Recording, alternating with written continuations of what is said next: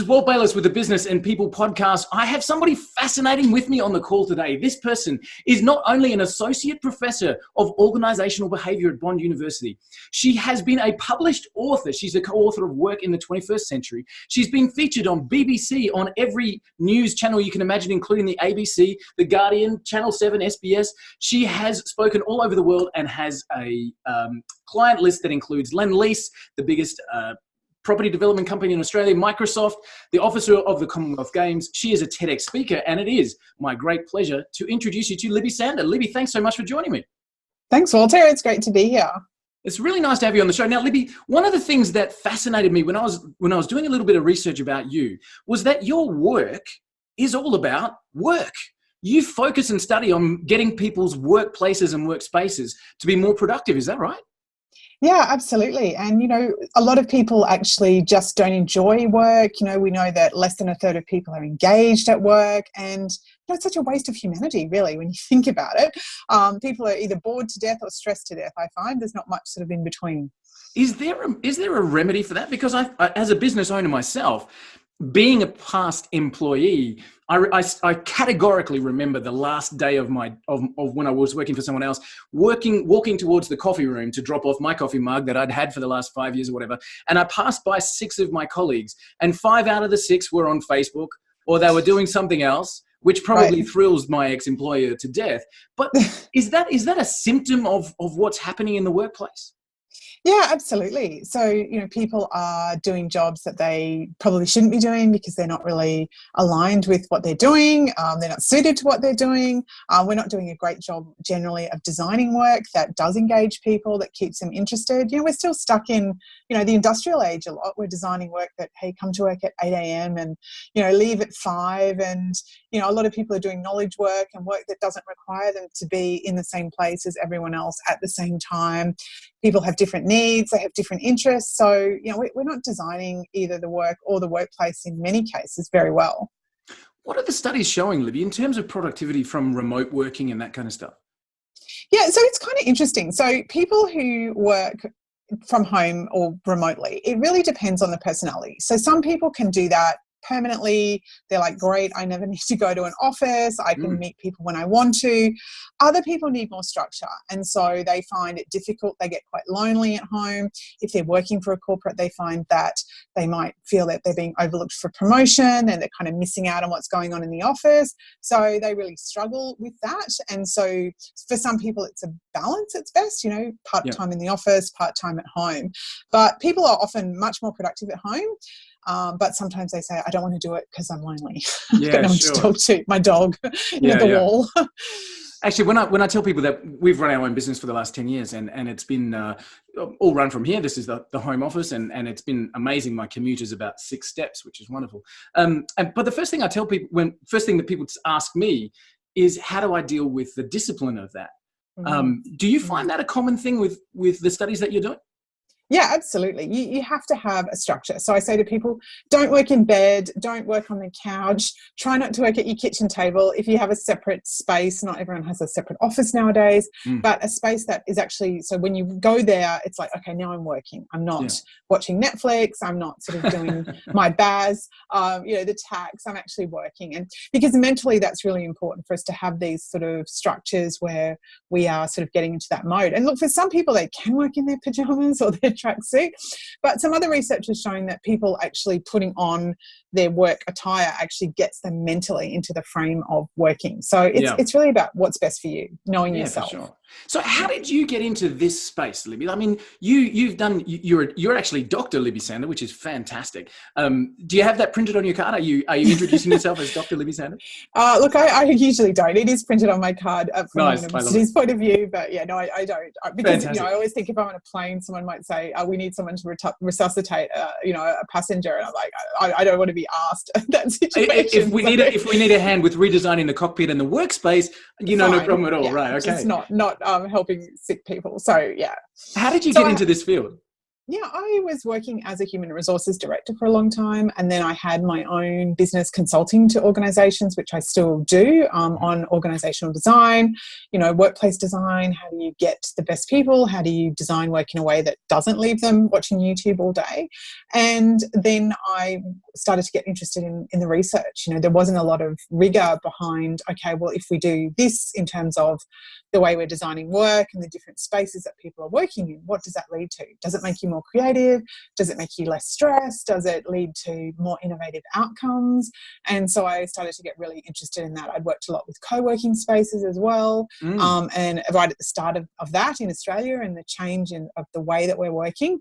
And it's just something I'm passionate about. I don't want my kids to grow up being in a cubicle with grey plants or grey carpet and grey plants sometimes, and being passionate about what they do. And I think, a lot of that is related to our environments that we're in and the way we design our work. Yeah, right. Can I, just before we clicked on record, we were trading kid stories. So I've got 2 little girls, you've got 2 little boys.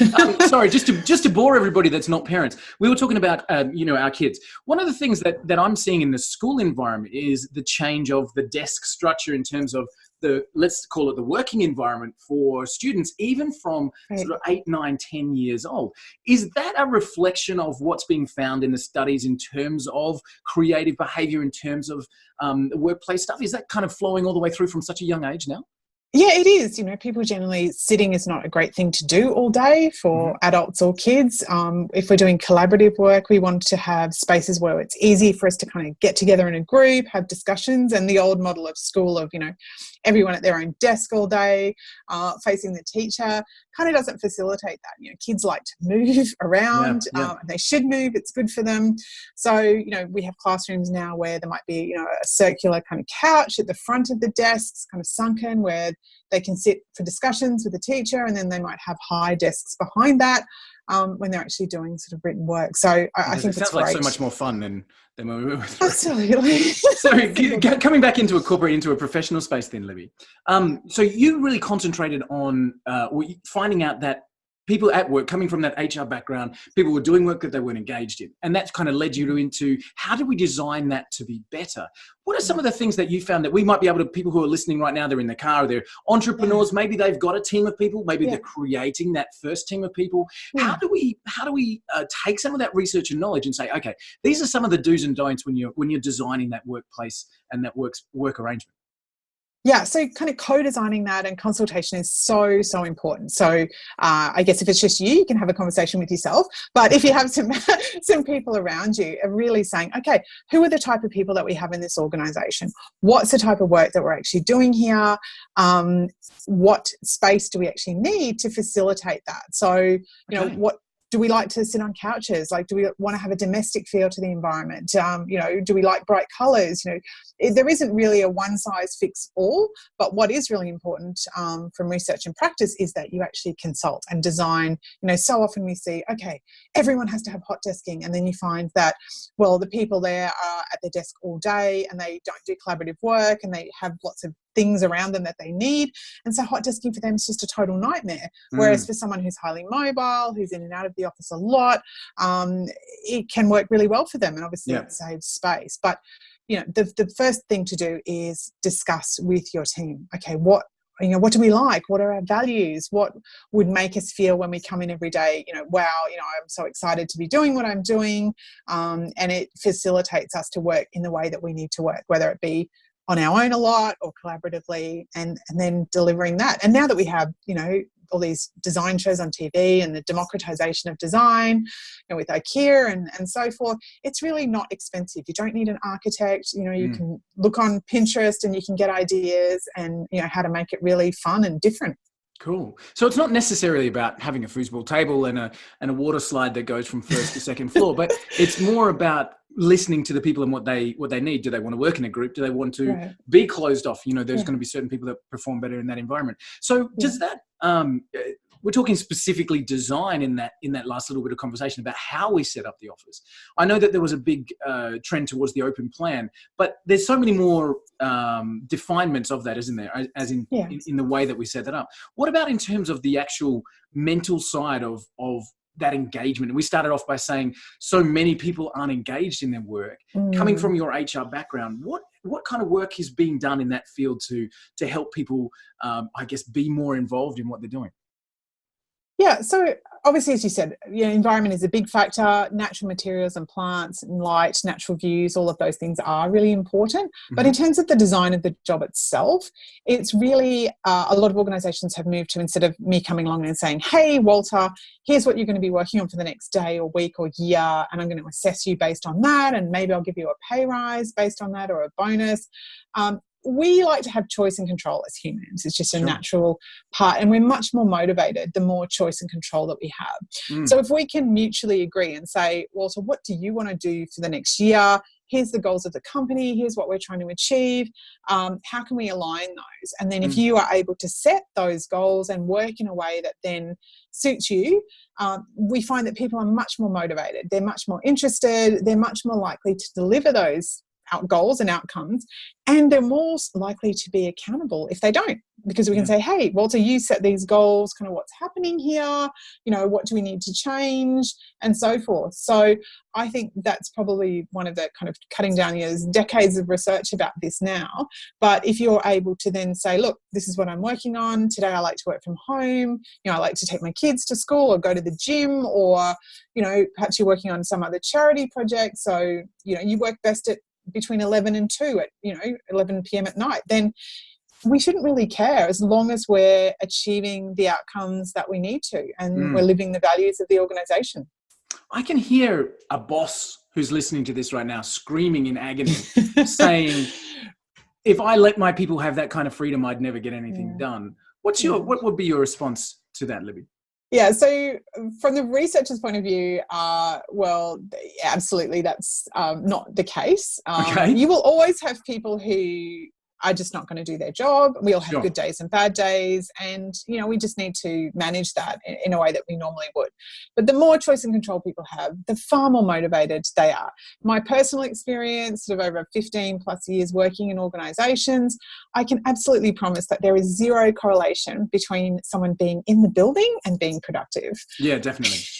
Yeah, so and that's the best way to answer that, isn't it? In terms of the boss who's freaking out, going, "Oh my God, I couldn't possibly do that."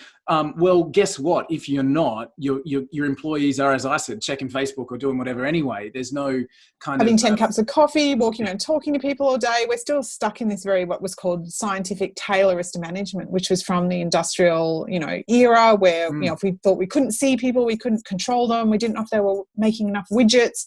It doesn't work. So we're focusing, or we're evolving, I guess, more now into results-based employment in terms of, we need this done by this time. How you get it done is up to you. Up to you. And absolutely. whether that works with a flexible work structure or that kind of stuff. Yeah. Do you see now? I know that you've done a lot of research and work in the future trends in society and organisations. Do you see at a wider scale the, I guess, typical CBD office structure of cities dispersing a little bit because of this new kind of workforce? So it might shrink, but I think the head office actually plays a really significant role.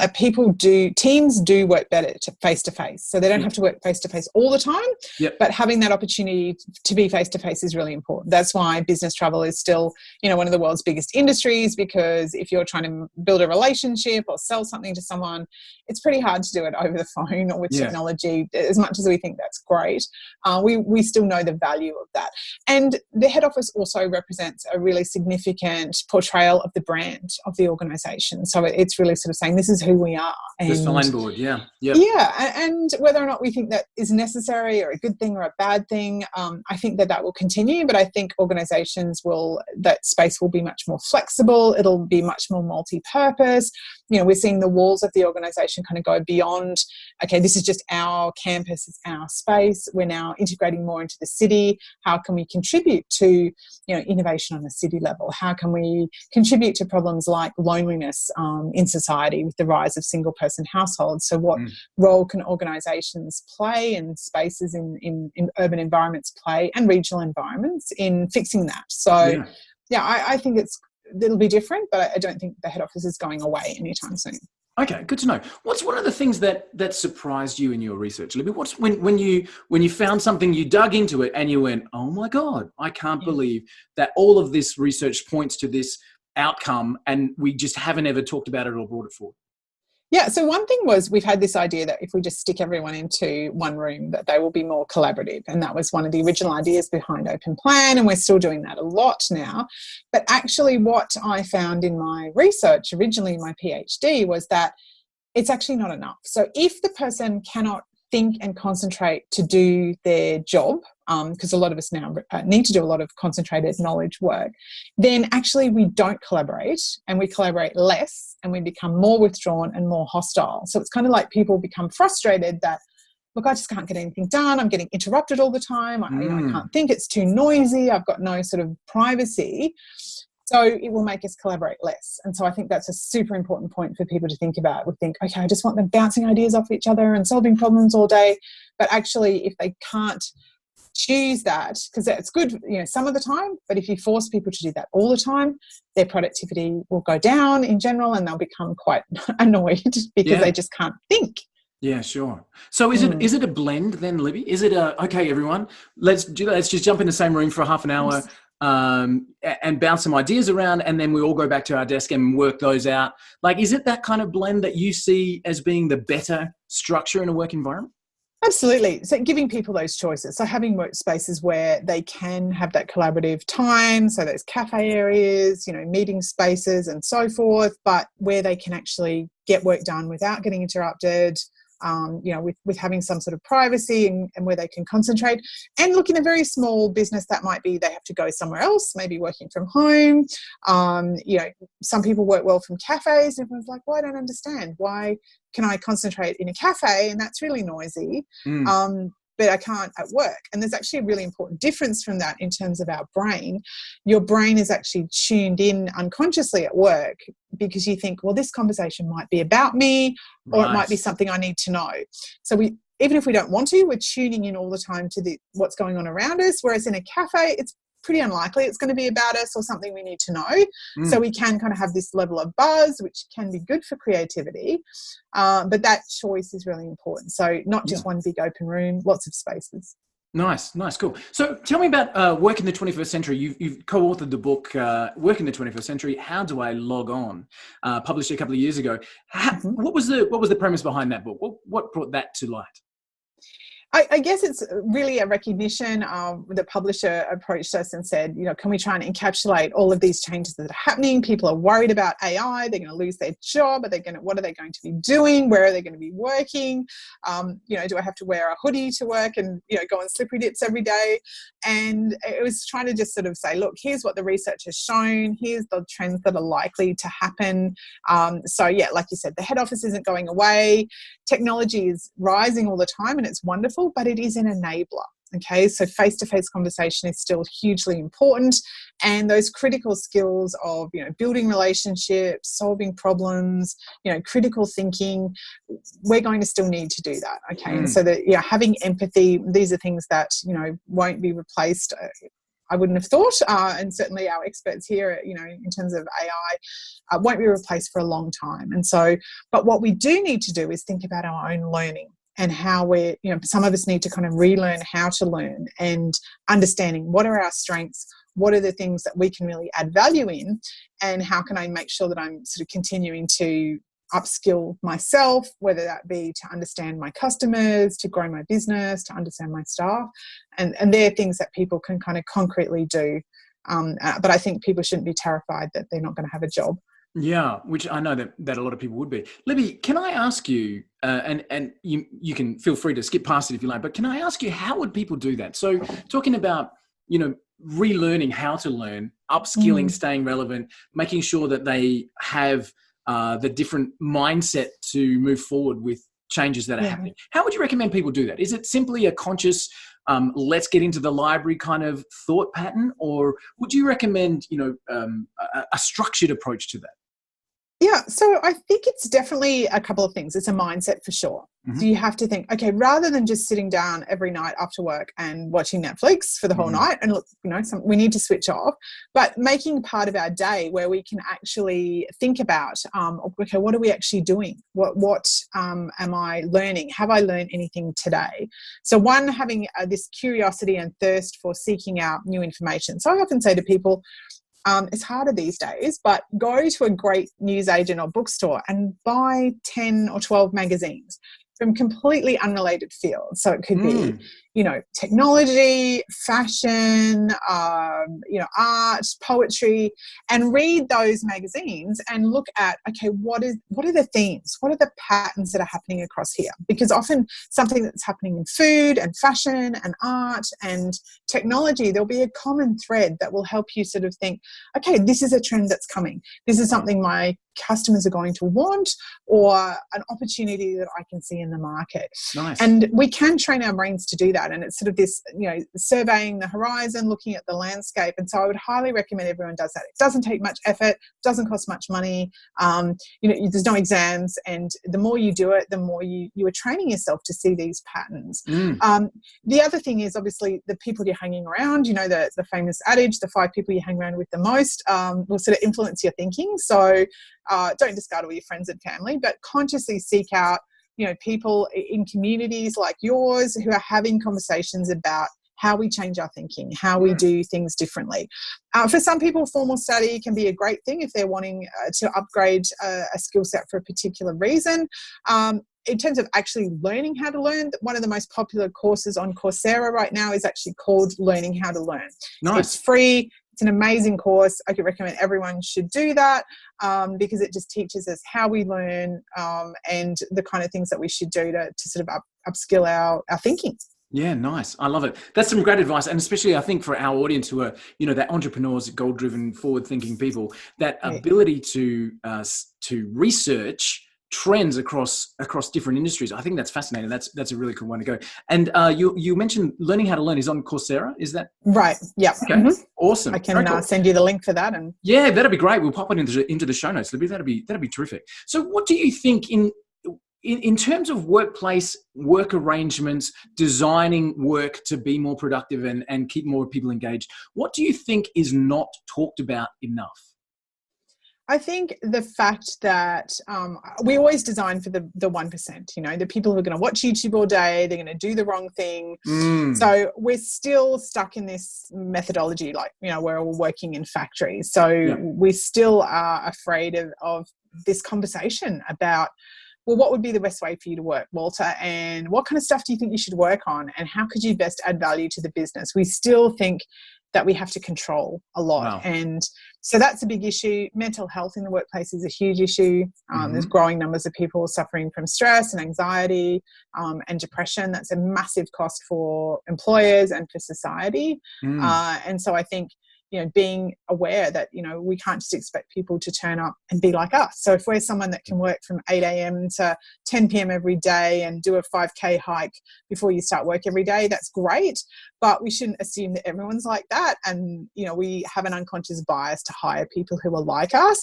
And one of the biggest problems that's not talked about is groupthink in organizations. Because if we hire really strongly to culture, to get cultural fit, we can end up with a whole lot of people who think exactly the same way. And that's a problem because then we're unlikely to challenge diversity in general, but we don't challenge thinking. We don't have diversity of thinking. Good and point. We have people that just say yes to us, and that's a great idea because they're like us, instead of going, well, actually, could we do that differently? Or in fact, actually, that's a really stupid idea. Oh, we shouldn't do that. Which could change the direction of a company, and it, necessarily so if it was an opinion that was heard. Yeah, definitely. Yeah. I like it. So I think, wrapping the quick fix around that would be the consultation. And when we started this conversation, we said one of the best things that employers can do in this environment is to consult with the people that are on their team.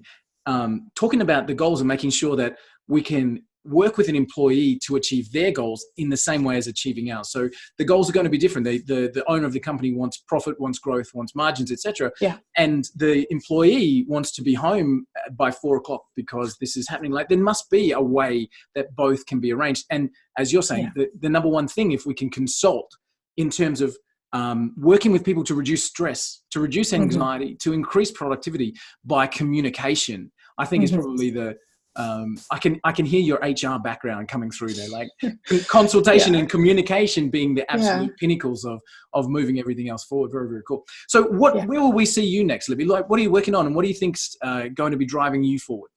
Yeah, so I'm working on a big research project at the moment. We're using kind of neuroscience and architecture and psychology and urban design and management and organizational behavior to figure out, how can we create these environments both mentally, physically, emotionally that are going to create the best outcomes for us. Nice. I'm Fantastic. working on a new book, working on a documentary, so a few things that Nice. I'll be able to talk about a little bit more next year. But yeah, really, we'd love to hear about it. Actually, that'll be fascinating to come through. So, are you constantly amazed in your research, or are you now so deep into this cycle that you're, I guess, emphasizing what you've already found out? Yeah, I think both. So sometimes you just see that things are confirmed, but all the time it's surprising and, fascinating because humans are also different. And I love the fact that we're, able to challenge. And as you said, same as being an entrepreneur, you have to challenge the status quo and thinking all the time, to think just because we've always done it this way doesn't mean that it's the best way. It doesn't mean we should keep doing it this way. We should put humans at the center of everything because they are our customers, they are our employees and ourselves. If we're not having that human-centered approach to everything, then things don't really work. They might work for a short while, but then they stop working. So that excites me. Nice. Very, very cool. So what's something that people might find surprising about you, Libby? So I think it's really good for people to not feel, so I was really bored at school, so I actually didn't study very much. So it was like, oh, you have all these degrees now and a PhD, but my teachers probably would be rolling their eyes because I just wasn't engaged. It wasn't the right environment for me. I didn't respond well to being told to sit at a desk all day and study this because I didn't want to study that. So what's driven my career has been being bored. I'll do something and then I'll do something else. But it's also, the upside has made me really curious and to look for those patterns. So sometimes you're always told to feel bad about your weaknesses and these things, but sometimes there's a real opportunity in that, because if you can kind of turn that around and think about, well, actually, what's the good thing about someone who gets bored easily? What's the good thing about whatever your particular weakness might be? And I think that, if I'm not interested, then I don't really want to do it. I can't force myself to do stuff. I'm not really good at that. So I guess that's driven me to try and create environments and workplaces where people can feel the same. So very cool. Yeah. Very cool. I'm so respectful of your time, Libby. Thank you so much for joining me, and I'll let you jump back into daily life in just a second. If we had the opportunity now to wind forward 20 years, and so now we're talking to Libby Sander all of that time in the future, and you had an opportunity to catch up with yourself, what do you think your older self would tell you right now to do and to be involved in to make sure that next journey of the future is going to be the one that you're designing? Yeah, so that's the hard part for me, and probably for many of your community as well, is the downside to the curiosity is shiny thing. Right. So taking on too many things, and that usually goes really well because some things come off, some things they don't, but you can also burn yourself out doing that. So I think I would probably counsel myself to stay curious, stay fascinated, but just don't say yes to everything. Take some time. Libby, thank you so much for the chance to come in. I certainly, from my personal perspective, the last 20, 30 minutes of talking about engaging your workforce and changing the status quo in terms of the way we design productivity, the way we think about other people that we're working with has certainly been fascinating for me. Thank you so much. I'm looking forward to your book coming out. I think that's going to be terrific. And for anybody that's interested, I'll make sure we've got a link to Libby's profile on LinkedIn there, and you can jump in and find out what you're working on and about the future of work and making sure that that's all we want it to be. Libby, thank you again so much for your time. I really appreciate it. My pleasure, Walter. It's been fun. Thanks. Cheers.